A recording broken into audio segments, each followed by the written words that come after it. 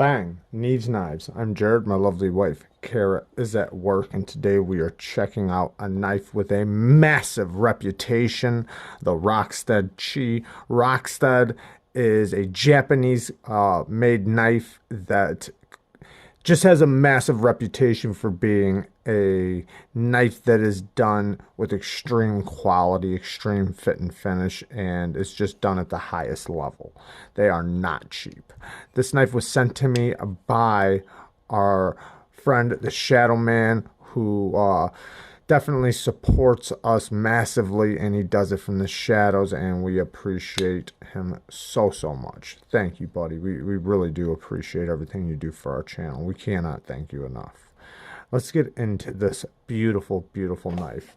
Now, it comes with a wooden box in a sleeve that has the certificate inside of it, not just of the authenticity, but it also gives you the information about the knife, the HRC, and all the information that you're going to want from this knife that most knives don't come with. And one of the reputations is of having a very high HRC. So they take their steels to a max HRC, which is incredible because, you can have any steel on your knife, and if it's not heat treated correctly, it doesn't matter.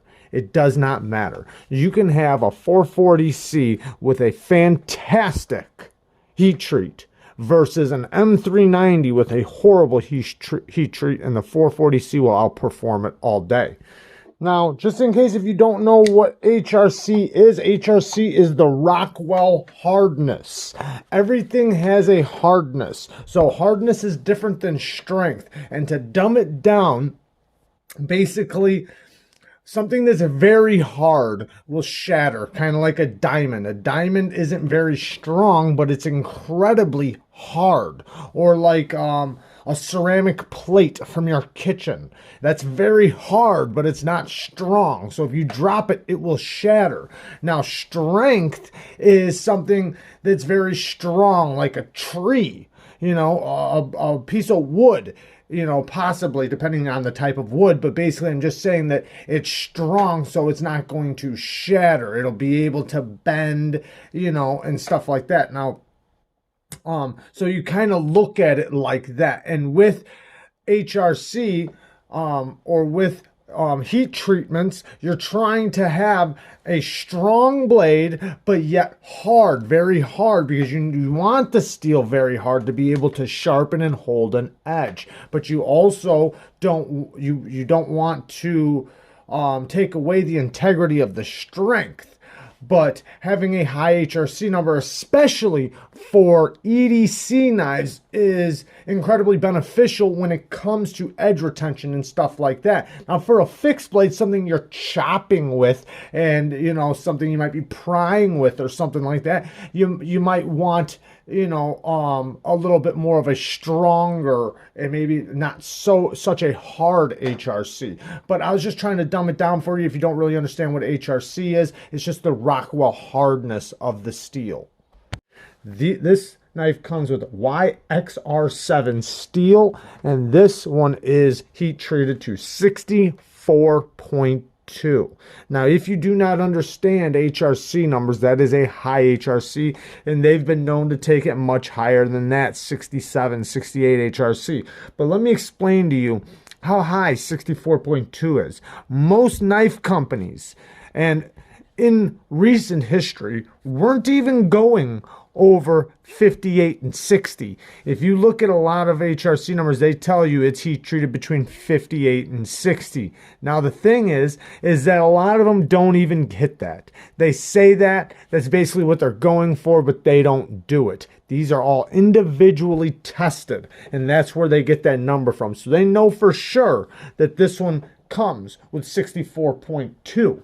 Now, just recently, we've seen some companies, because of testings from a lot of amazing channels out there, that have tested and realized that HRC matters, and for it to be a little bit higher can benefit the user a lot, especially with certain steels. So companies are starting to raise it up a little bit, and we're starting to see some steels between 60 and 62, but this is at 64.2, and you're probably thinking, well, that's only a couple points higher.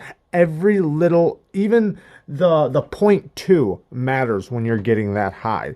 Those numbers are very, very impressive. So I've never dealt with YXR7 steel, but you know, I've heard that it's very good, and their steel, they do testing at blade shows. Rockstead does, and they'll show them using Rocksteads and cutting through phone books.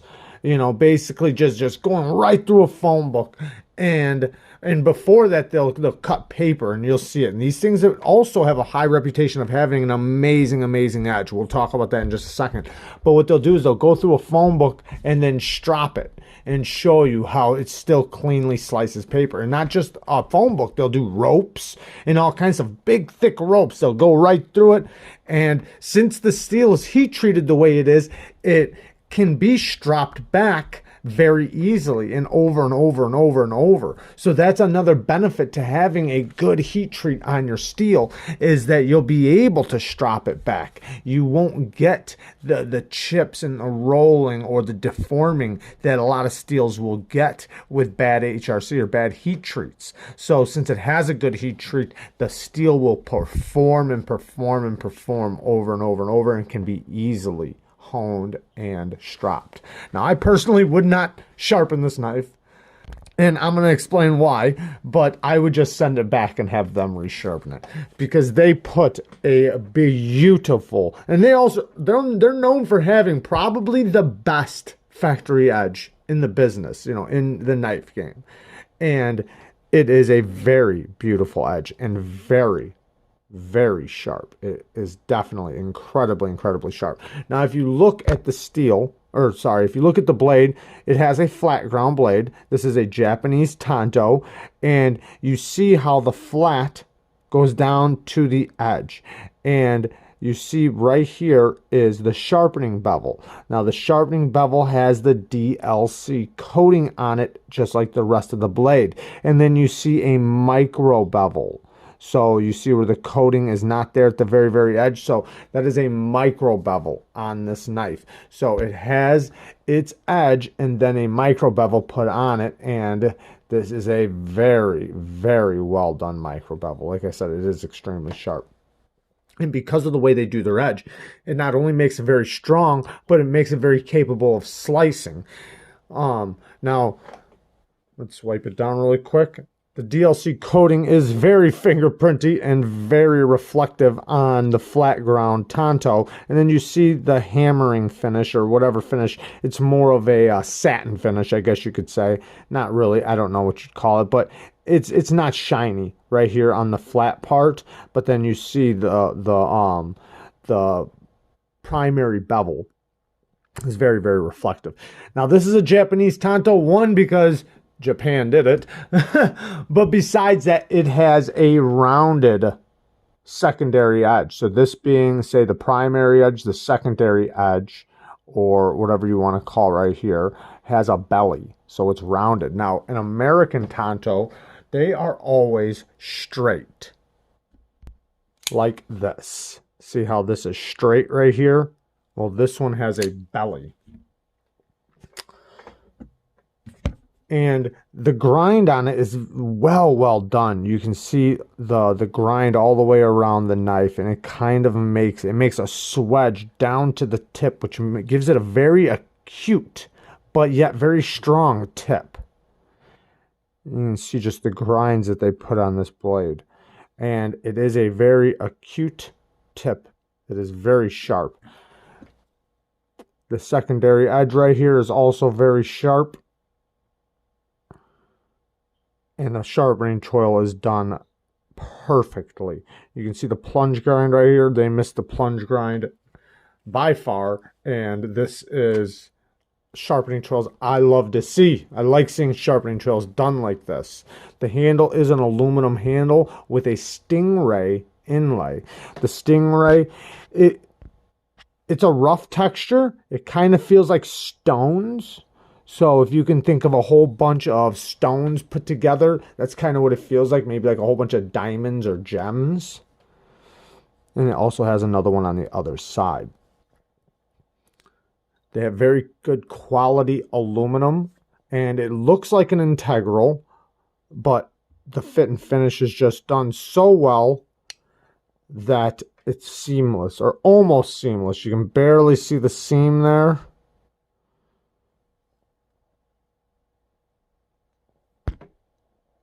And the centering on this thing is as good as you can get. This thing is so centered.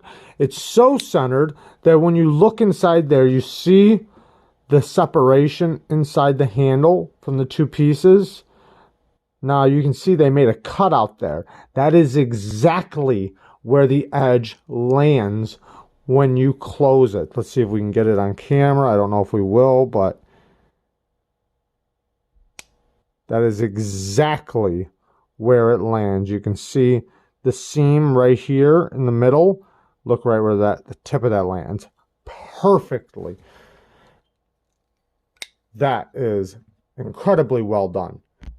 Now, the blade is a little thick behind the edge at about 22 thousandths behind it. It's about 22 to 25 thousandths behind the edge. Now, the thing is that because of the way it's ground and sharpened, makes these things cut very well, even though they are a little bit thicker behind the edge for this size of a knife. The blade stock is, I mean, it's in the medium range. I'm not going to say it's super thick, but it's also definitely not thin.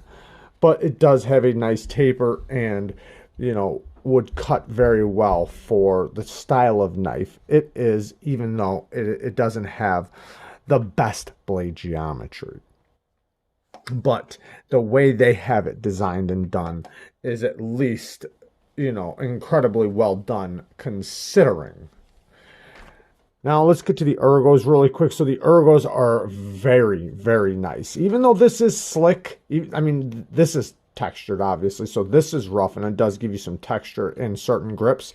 But the actual aluminum itself, you know, with the DLC coating on it, it's very slick. It is, you know, kind of a satin polish finish on the handle. It does have jimping on the back of the blade and the back of the handle. You have this little ridge right here where your finger pretty much wraps around, but the taper of the handle, it goes basically from thick to thinner and then goes back out to thickness. So that makes a spot for your pinky to wrap, or at least in my hand, it makes a spot for my pinky to basically wrap around right there, and it really locks in really nice. This is very comfortable in the hand.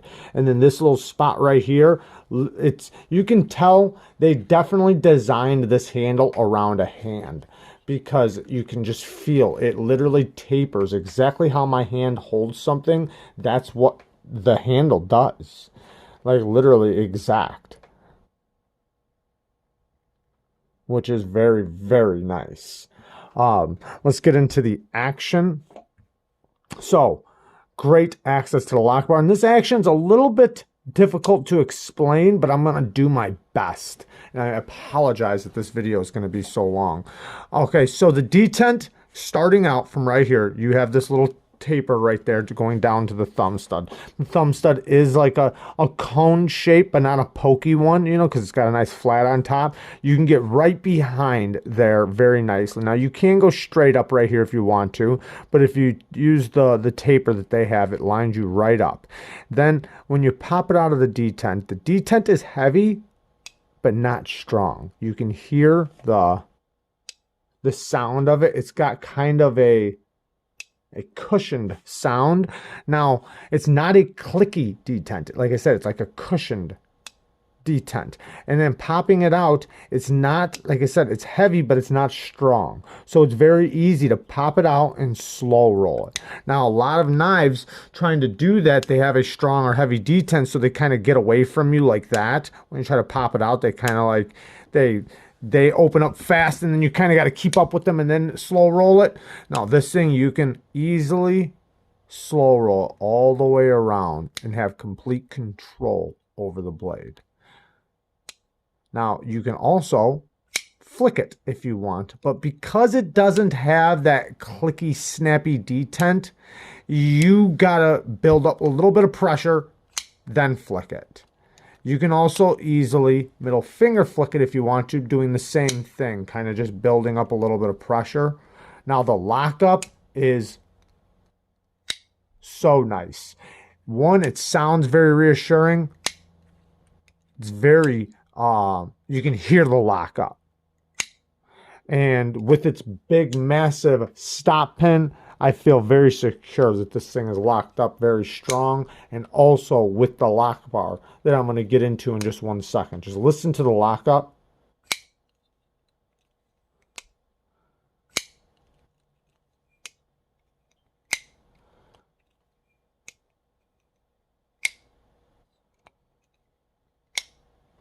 Now, the lock bar, I don't want you to misunderstand me when I say this, because it's not lock stick, but the lock fits underneath the tang of this blade so strong that you can actually feel the pressure that it's putting in, like in the seam. So the pressure that it's pushing up on the blade, you can feel it when you unlock it.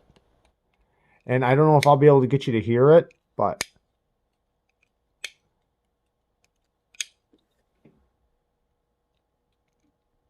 you can almost hear it. But I can definitely feel it. And like I said, it's not lock stick. It's just, it's so tightly fitted that I can feel the friction of me unlocking it, which is very satisfying, and it makes you feel like this thing is reliably locked up. No blade play in any direction whatsoever. And like I said, the lock bar is very easy to get to. Smooth drop, and you can give it one slap and slap it shut. It's not very drop shutty, but it will shake shut. But if you want to, you give it one good slap. Now, it's not really the type of knife that you sit here and flick, but you can easily do it. It does work very reliably, very easily. Obviously, no wrist, very easy. But it's not for that. And you can tell when you open it. You can tell this is made to slow roll. You can feel it.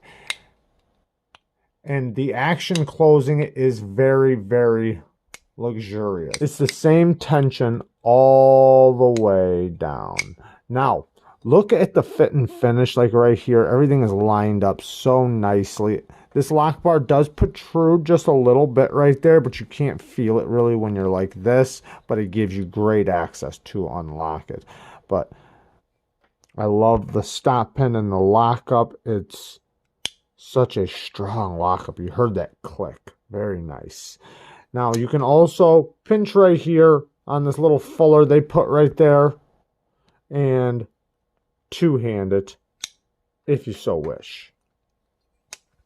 Now, what are some bad things? I've been talking about so many great things. What are bad? So there are still a few. One, this DLC coating is so fingerprinty.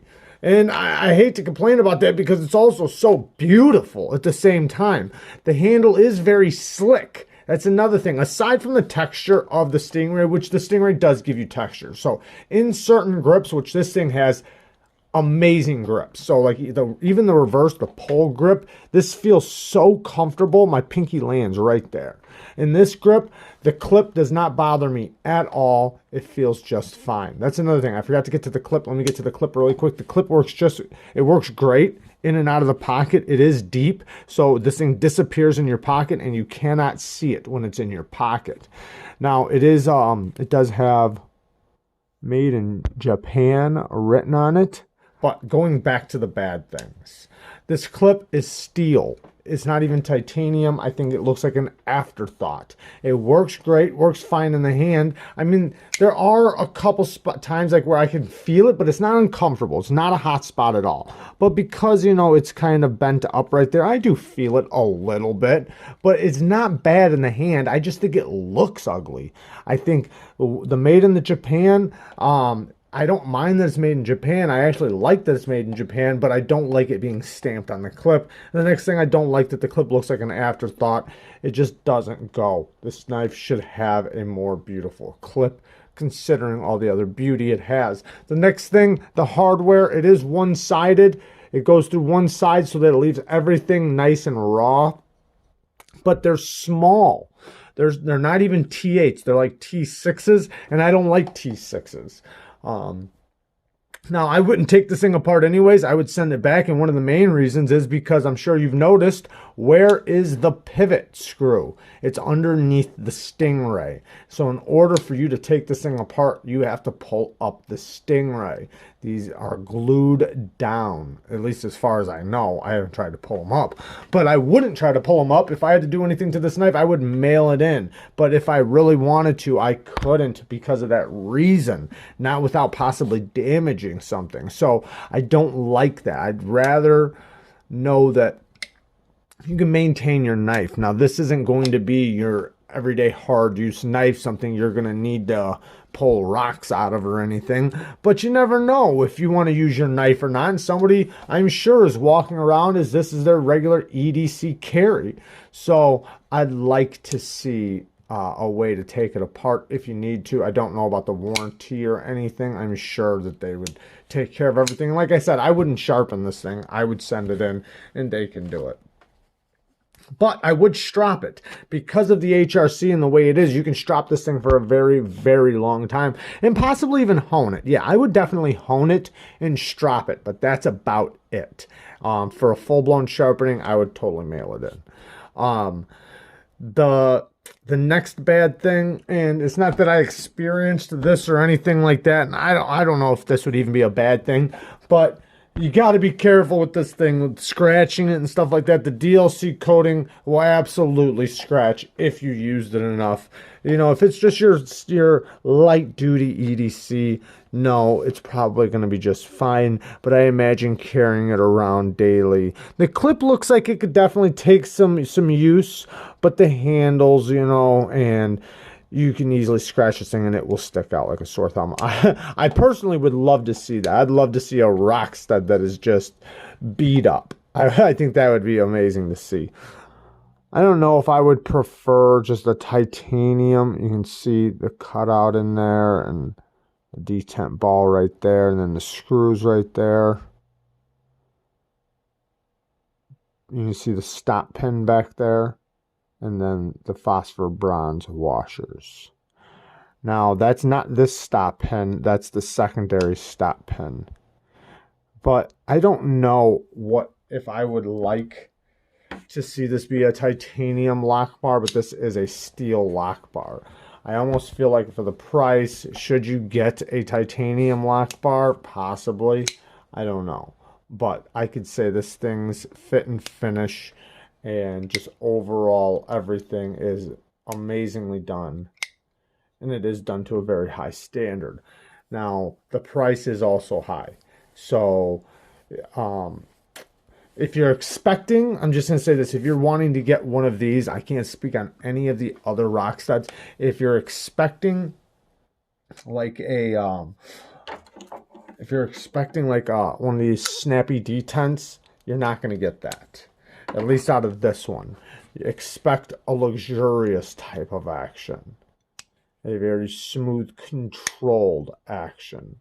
But, yeah, I think it's very well done, and I feel blessed to have gotten to check one of these amazing, amazing knives out. Yeah, I think the integrity that comes with them, the steel, the HRC, and just the time. You can, you know, like, in order to get and test each and every blade, you know, the HRC, and to hit the numbers that they want to, they obviously put in a lot of work to create these. And that is one of the reasons why it warrants such a high price. Is it worth that price? That's for you to decide. But I will say it is done to a very, very high standard. And it does take a minute to realize with any knife, when you get it in hand, after you hear a price, you feel it and you're like, what? But when you understand knives and understand build quality and some of the things that comes with it, and like even just like the centering, how that is so perfectly down the seam of the knife, that's very hard to do. Very well balanced too. That's another thing I forgot to say. Very, very balanced. But an amazing knife, and I really appreciate getting to check out a Rockstead for the first time.